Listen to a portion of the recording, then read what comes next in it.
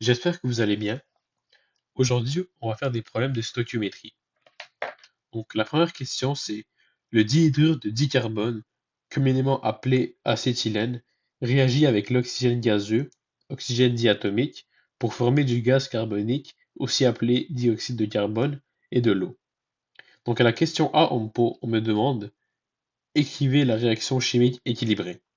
Donc, dihydrure de dicarbone, on sait que c'est C2H2 parce que hydrure, dans la nomenclature, c'est à la fin. Et ça réagit avec oxygène diatomique O2 pour créer du CO2 et de l'eau, donc H2O. Donc, pour équilibrer cette équation chimique, on va utiliser la méthode essai-erreur. On va commencer par compter euh, chaque atome de chaque côté. Donc j'ai deux carbones, deux hydrogènes, deux oxygènes du côté gauche des réactifs. Et du côté des produits, j'ai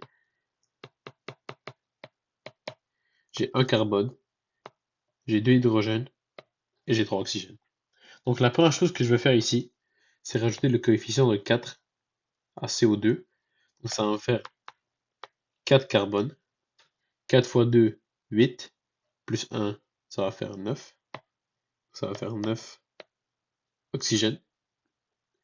Et donc de ce côté-là, il faut que je mette un 2 ici. 2 fois 2, ça fait 4. Donc j'aurai 4 carbone. Après, j'aurai 4 hydrogènes. Et ici, j'ai 9 oxygène. Ici, j'en ai 5. Donc, ce que je vais faire, c'est que je vais mettre un 2 ici. Ça va faire 4 hydrogènes. Après, ça va faire ici 2 oxygènes plus 8. Ça va faire 10 oxygènes. Et de ce côté ici, je vais ajouter le coefficient 5. Ça va faire 10 oxygènes. Et mon équation est équilibrée. Donc les coefficients, c'est 2, 5, 4, 2. Maintenant, à la question B, on me demande calculer le nombre de moles d'eau qui seront produites si on fait réagir 180,3 moles d'acétylène. Donc, ce qu'on me demande, on me demande de trouver le nombre de moles d'eau. Ça c'est A, ça c'est B. Donc le nombre de moles d'eau. Après, on met toujours la quantité qu'on te donne qui va réagir. Donc ici, c'est les 180 moles, 0,3 moles de acétylène, qui est le C2H2. Donc ça va réagir. Ok. Ce qu'on va mettre en bas, c'est dans l'équation, les moles d'acétylène. Donc on voit ici que c'est 2. Donc on va mettre ça en bas pour que ça annule. Donc 2 moles de C2H2. Et ce qu'on veut, c'est l'eau. Et ici, on voit que c'est 2. Donc c'est 2 moles de H2O. Donc là, ici, on voit que c'est un ratio qui est 1 sur 1.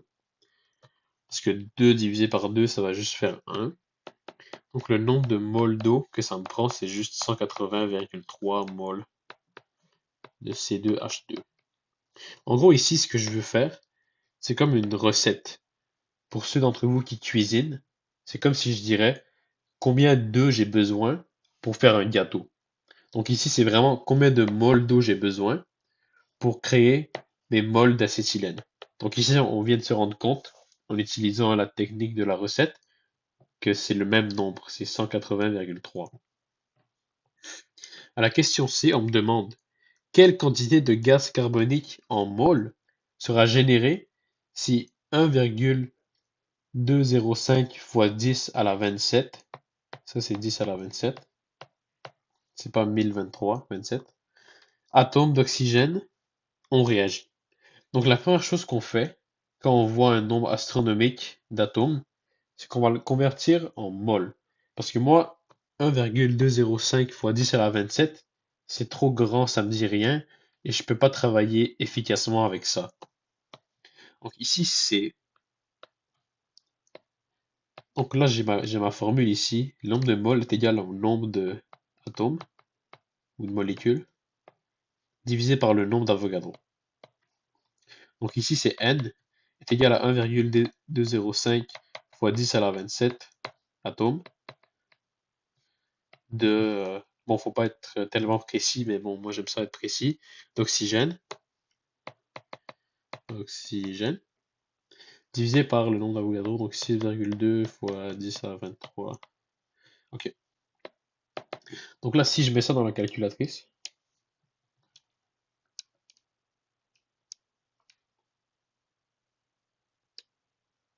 27,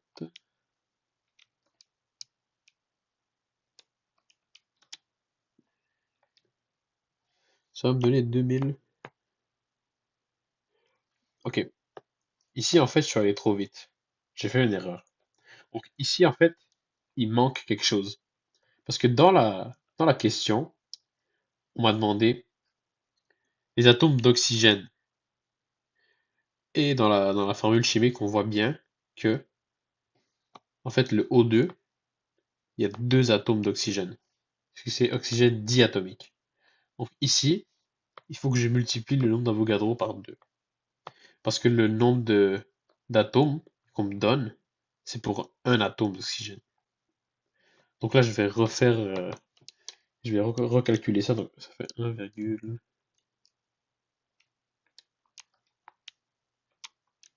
donc là, je mets ça dans la calculatrice.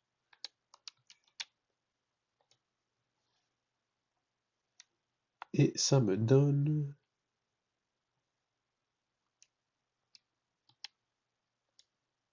Voilà. 1000,83 mol de O2. Ok, donc là qu'on a le nombre de moles, on peut travailler, on peut commencer à répondre à la question. Donc ici, on me demande quelle quantité de CO2, de gaz carbonique. Moi, je vais écrire ici NCO2.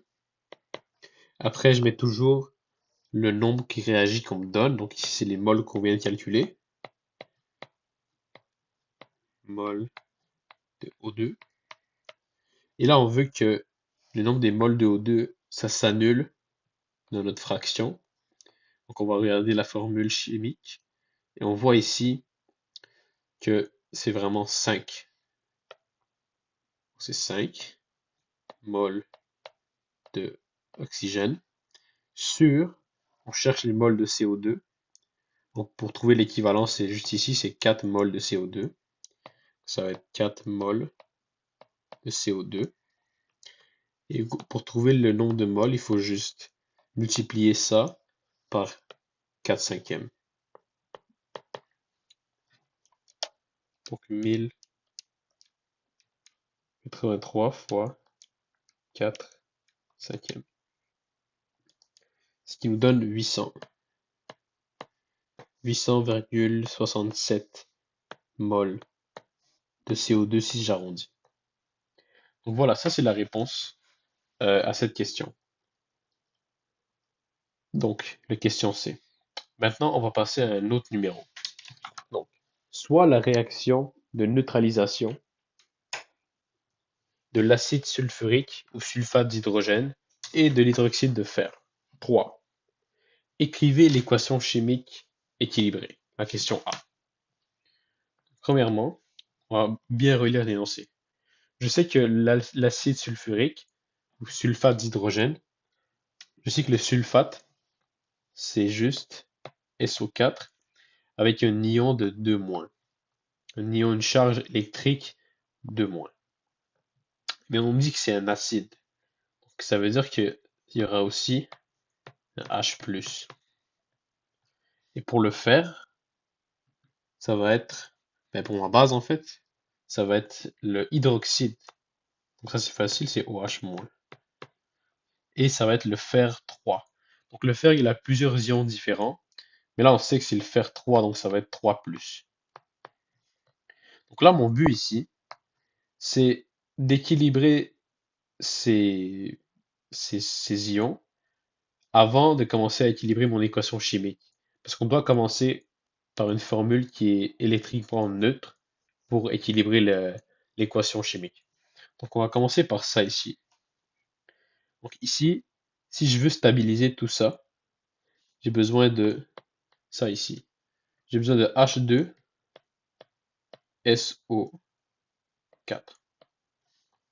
J'aime pas mon 4. Ça, c'est mieux. Parce que ici, j'ai besoin d'un numéro qui... En fait, j'ai besoin de faire en sorte que ce soit le même nombre d'ions de chaque côté. Donc ça, c'est bon. Après, le fer ici, ben, ça va être la même chose. Je vais faire OH3. Parce que pour stabiliser tout ça, j'aurais besoin de 3 OH. Et ici, pour stabiliser le 2, j'aurais besoin de 2, le 2 moins, j'ai besoin de 2 positifs. Ici, c'est la même chose. Donc là, ça c'est bon. Je peux commencer à mettre ça. Donc c'est toujours acide plus base, la flèche de la réaction. Ça va toujours faire un sel et de l'eau. Donc là, je vais mettre ici H2O, excusez-moi, H2SO4, plus en fait mon acide, plus ma base. Rappelez-vous que les bases ils finissent très souvent par OH et que les acides ils finissent, ils commencent très souvent par H. Après j'ai ma flèche. Après ici j'ai un sel que je vais voir plus tard. Et H2O, on sait toujours que l'eau c'est toujours H2O. Donc là ma question c'est quoi le sel ici? Rappelez-vous qu'un sel c'est toujours un acide et une base. Ok. Donc ici imaginez que ça, le H et le O, ça, on sait que ça devient l'eau dans la réaction de la neutralisation acido-basique. Donc, ici, j'ai une base, ici, j'ai un acide, ici, j'ai un acide. Donc, en fait, mon SO4, ça va juste devenir un bloc que je vais transférer ici pour faire mon sel. Donc, ça va être FeSO4. Mais là, est-ce que j'ai fait une erreur? En fait, oui, parce qu'il manque une étape. Rappelons-nous de la charge électrique. Donc le fer, je sais qu'il a 3 plus. Et le SO4, je sais qu'il a 2 moins. Donc ici, si on veut stabiliser tout ça, en fait, on doit trouver un multiple, euh, comme on a fait tantôt, pour stabiliser la charge électrique. Donc ici, ça va être le fer, 2, et le sulfate, 3. Parce que tu fais 2 fois 3, ça fait 6. Tu fais 3 fois moins 2, ça fait moins 6. Et moins 6 plus 6, ou 6 positif plus 6 négatif, ça va faire 0. Donc tu as une charge ici, tu as une molécule qui est stable électriquement. Donc ça c'est bon. Donc là maintenant, on a notre formule qui est stable électriquement. Maintenant il faut l'équilibrer. Donc encore une fois, on va utiliser la méthode euh, essai-erreur. Mais bon, là normalement il faudrait compter chaque atome, voir qu'est-ce qui marche, essayer des choses, essai-erreur. Mais bon, là, j'ai vraiment envie d'expliquer les étapes qui sont plus en avant. Donc, je sais que l'équation équilibrée, c'est ça ici. Vous pouvez l'essayer chez vous. Mais ça, c'est vraiment de la pratique. C'est vraiment de l'essai-erreur. Donc, je vais sauter cette partie.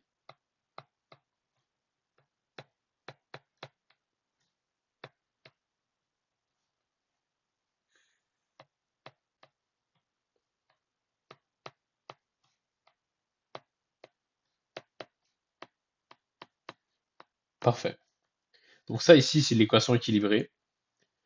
Et je vous invite à essayer à l'équilibrer vous-même à la maison. Mais bon, j'ai pas envie que toute cette vidéo, c'est juste moi qui galère. J'ai envie de vous expliquer un peu comment ça marche. Donc là, on a fait la question A. Maintenant, la question B, on me demande, on fait réagir 9 moles de base avec une quantité suffisante d'acide, mais bon, ça, on s'en fout un peu. On veut vraiment mettre l'accent sur les moles de base. Combien de moles, combien de moles de sel seront produites. Excusez-moi les erreurs d'orthographe. Donc, ici, on demande les moles de sel. Donc, comme je vous dis tout le temps, on va toujours commencer par écrire ce qu'on nous demande. Donc, le sel, c'est le Fe2SO4. Ça. Et après, on nous donne ici les moles de base, non? Donc, on va toujours mettre, comme je l'ai dit tout le temps, on met toujours ce qu'on nous donne pour la réaction. Donc, c'est 9 moles de base. Et la base, c'est le FeOH.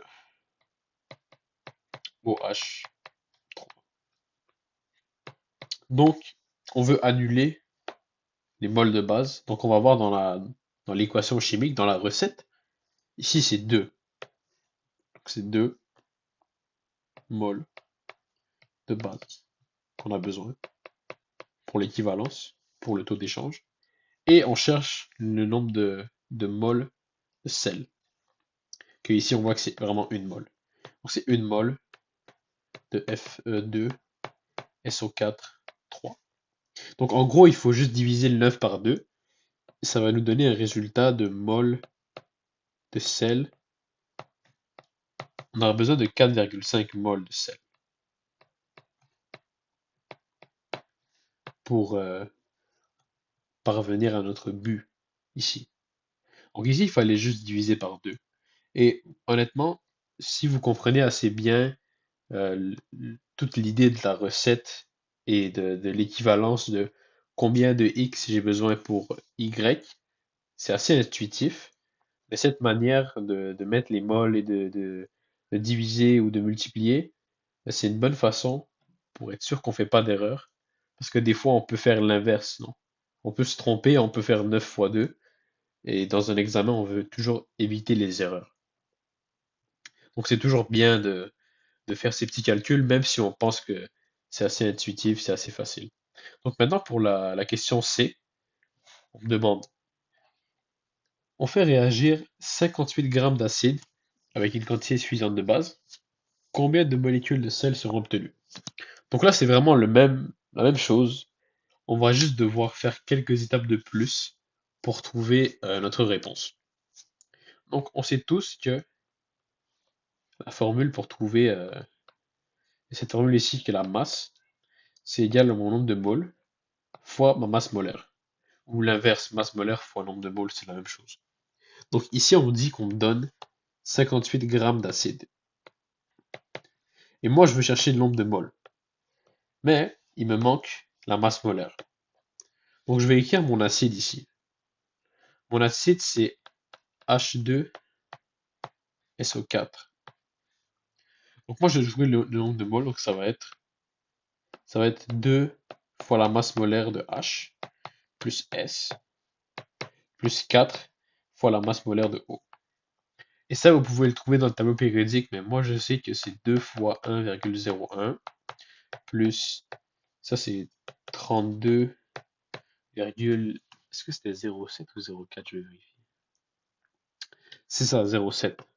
0,7. Et la masse molaire de l'oxygène, c'est 16, donc 4 fois 16. Moi, j'aime bien tout le temps faire les calculs comme ça, euh, pas à pas. Ça évite les erreurs. Et 4 fois 16, ça fait 64. Donc ici, on va juste tout additionner ça ensemble. 64 plus 32,07 plus 2,0. Donc, ça va donner une masse molaire de 98,09 grammes par mol pour mon acide. Je vais l'écrire ici, comme ça on ne se mêle pas tantôt. Pour mon acide. Donc, ici, je vais juste remplacer la valeur de la masse molaire dans mon équation pour trouver mon nombre de moles en fait. Grammes par mol fois le nombre de moles.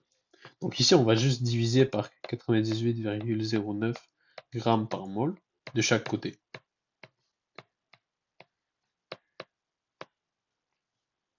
Donc à droite, ça s'annule. Et à gauche, ça devient juste 58 divisé par 98,09. Donc ça fait 0,59 un 3 on va dire arrondi, mol d'acide. Ok. Donc maintenant, vu que j'ai mon nombre de mols, je vais commencer à travailler avec pour résoudre le problème. Donc ici, c'est ça, on me dit on fait réagir 58 grammes d'acide, donc on a trouvé le nombre de mols. Combien de molécules de sel seront obtenues? Donc là, qu'est-ce qu'on va écrire selon vous? C'est quoi qu'on cherche? Bien évidemment, on cherche le nombre de molécules de sel. Mais ce qu'on va faire, c'est qu'on va chercher le nombre de mols en premier, et après on va convertir le nombre de mols en molécules. Parce que ça va être plus facile, ça va être plus pratique de travailler de cette manière. Donc, ici je cherche mon nombre de mols, je vais séparer ça comme ça, de sel. C'est F2, Fe2, SO4. Et après, on met tout le temps le nombre de mols qu'on nous donne pour réagir, non? Donc ça, c'est ce qu'on vient de trouver. Les mols d'acide.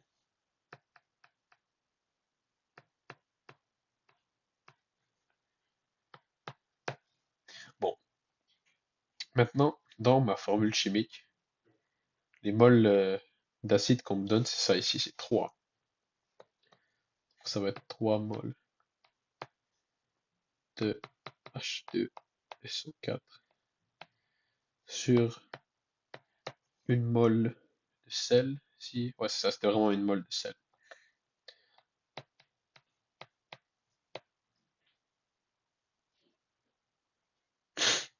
C'est ça, SO4, 3.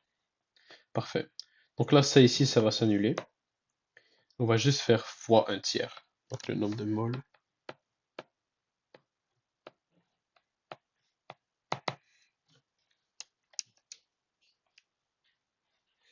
Donc ça va être 0,59 en 3 fois un tiers.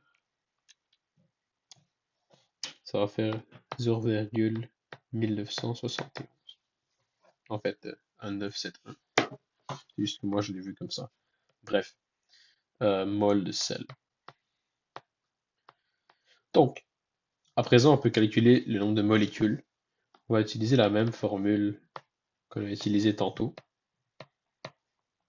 Mais on va juste devoir remplacer le nombre de moles ici. Mol de F2, SO4, 3. Là, c'est vraiment ça qu'on cherche ici, non? C'est le nombre de molécules. Donc là, en haut, c'est le nombre de molécules. Après, ici, on peut remplacer par le nombre d'Avogadro.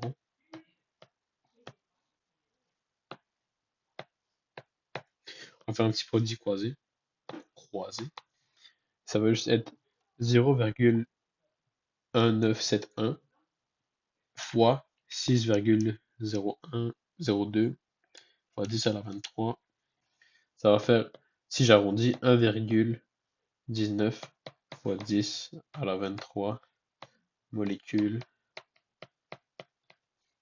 de sel. Donc voilà, ça c'est la réponse pour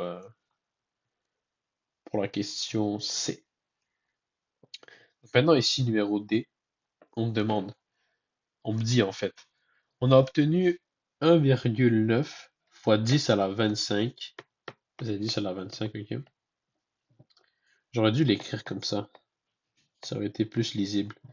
Bref, on a, on a, on a obtenu ce nombre de molécules d'eau. Combien de grammes d'acide ont réagi? Donc là, pour faire ça, il y a deux façons de le faire. Il y a une façon qui est plus longue, qui est plus algébrique, que moi je préfère mieux parce que ça fait plus de sens. Et il y a une façon qui est plus rapide. Bon, donc là, encore une fois, je vais transformer en fait, les molécules qu'on me donne en moles. Ça va être plus facile de travailler avec ça. Donc c'est 1, j'ai déjà oublié le nombre. 9 fois 10 à la 25.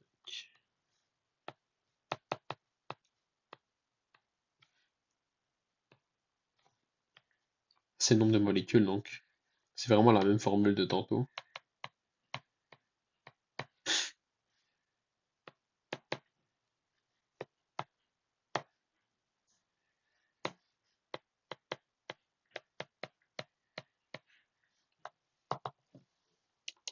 On va juste devoir diviser par le nombre d'Avogadro.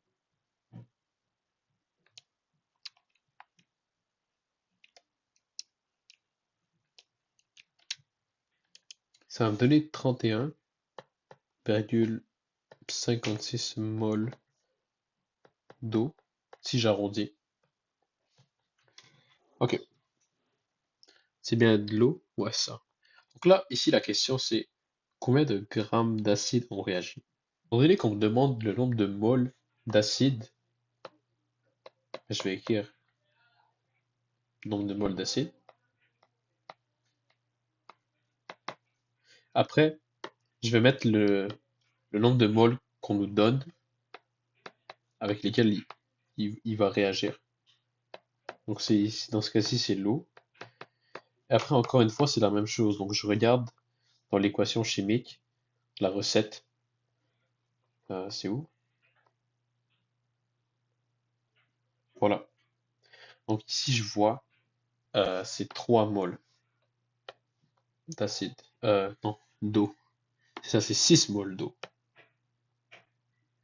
Donc je vais mettre 6 moles d'eau pour que ça annule ici dans mon équation.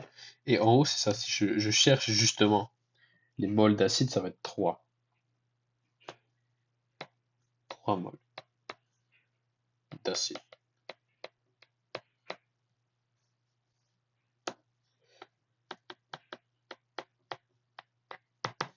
Donc ça va juste être 31,56 fois 3 sixièmes. Ce qui va me donner 15,78 moles d'acide.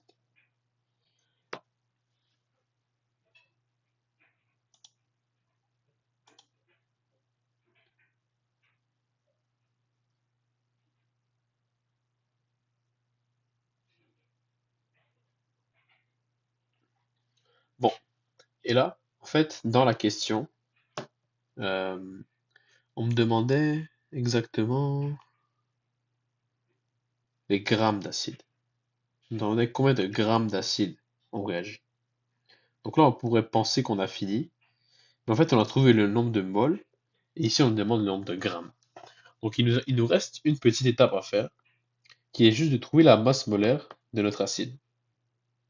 Donc H2SO4, ça va être 2 fois, pour la masse molaire, 2 fois H plus S plus 4 fois O. Et ça, on l'avait calculé tantôt, c'était 98,09 grammes par mol, si je me souviens bien. Donc là, on peut juste remettre ça dans la formule. On cherche le nombre de grammes. On a les moles, qui sont 15,78 fois, fois 98,09 grammes par mol. Donc la masse, ça va être,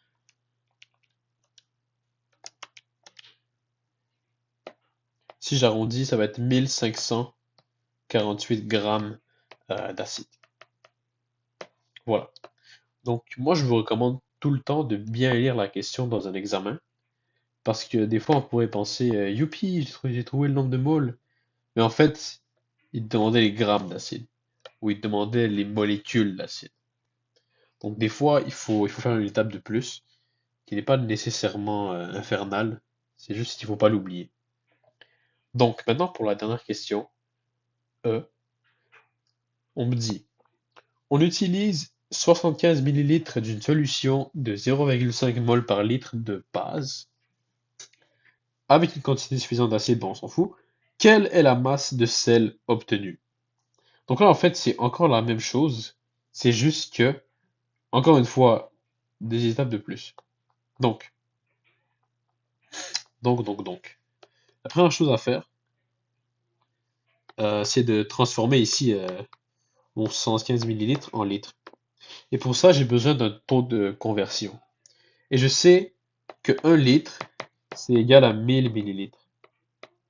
Parce que c'est milli, 1000. Donc, 75 millilitres.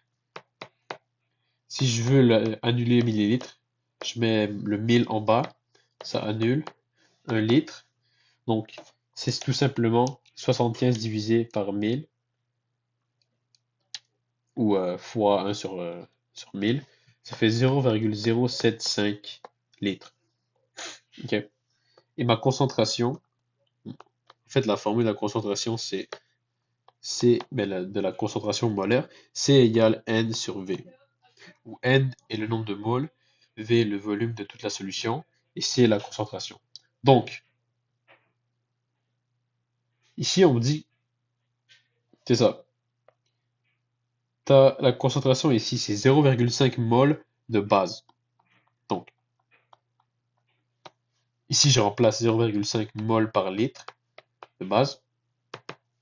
Et après, ici, on cherche le nombre de moles pour plus tard l'utiliser et faire la conversion de la recette. Et on m'a dit ici, c'est ça, c'est 0,075 litres. Et ici, j'ai vraiment transformé parce que la concentration molaire, on me la donne en mol par litre, ce qui est très normal en fait. Dans la plupart du temps, on va toujours avoir la concentration en mol par litre. Donc là, vu qu'on vous donne des millilitres, c'est un piège. C'est un piège qui, des fois, les gens ils disent, ah, c'est juste 75. Mais en fait, ça fausse juste les résultats. Donc, voilà.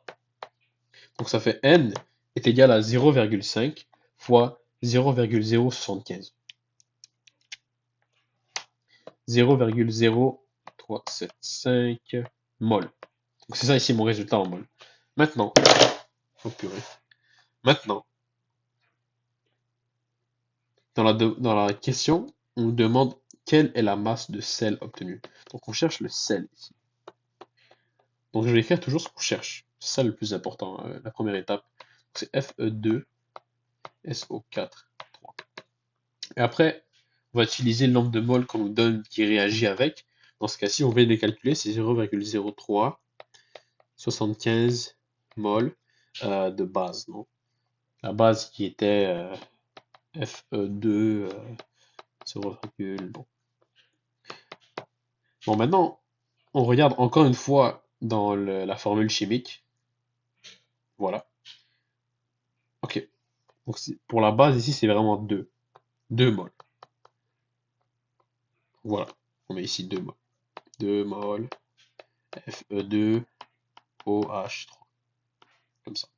Et on cherche le nombre de moles de sel. Et ça, on sait que c'est 1. Juste vérifier pour être sûr et certain. Je pense que c'est 1. Ouais, c'est ça. F2, ouais. C'est bon. Fe pour le sel, le sel. Donc ici, encore une fois, on a juste divisé par 2. Ou faire fois une demi, c'est la même chose. Voilà. Donc 0,0375 fois une demi,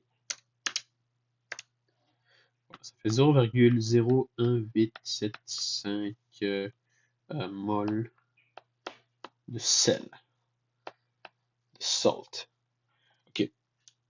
Maintenant, si vous vous souvenez bien, dans la question, on me demandait c'est quoi la masse du sel. On ne me demandait pas les moles du sel.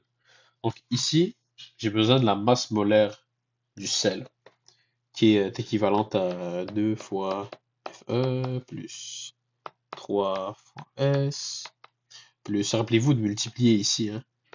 Je l'oublie souvent, ça coûte cher comme erreur. Bref, 7, oh, de quoi 7? 12. 3 fois 4, ça fait 12, ça fait pas 7.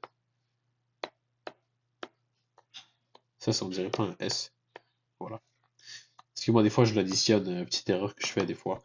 Bon, 2 fois... Non, je vais voir la masse molaire du fer. Masse molaire du fer, elle est ici, c'est 55, 85, plus, on l'avait dit tantôt, c'était 32,07. Et l'oxygène, comment oublier l'oxygène, c'est 16.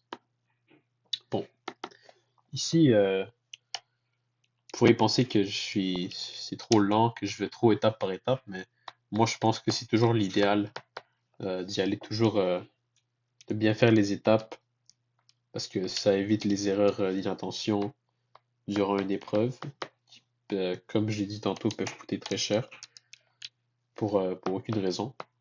Ok, donc ici c'est 192 plus 96, 21, plus 111, 7. Ok. Ça fait 399,91 grammes per mole. Donc ça, c'est la masse molaire mais on sel. Et là, on me demande la masse. Donc là, c'est N fois M. Et la masse, c'est égal à, bon, ça ici. On peut le mettre de l'autre côté, M fois N, c'est la même chose. Grammes par mol. Et mon nombre de moles que j'ai trouvé, c'était ça 0,01875 mol sel. Et donc ma masse, c'est juste le produit de ces deux chiffres. 0,185. Donc c'est ça. Si j'arrondis, ça fait 7,5 euh, grammes de sel.